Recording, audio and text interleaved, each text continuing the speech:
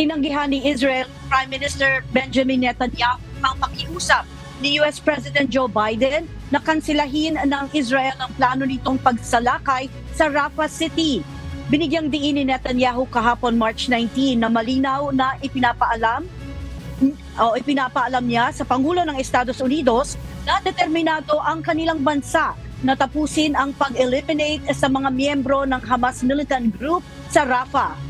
Iginiit pa nito na wala nang iba pang paraan para isakatuparan ng kanilang misyon kundi sa pamamagitan ng pagpasok mismo sa lugar. Nagsisilbing huling kanlungan ng mahigit sa 1 milyong mga pinalikas na tao ang Rafah City sa Gaza, kung saan pinaniniwalaan ng Israel na doon nagtatago ang mga miyembro ng Hamas.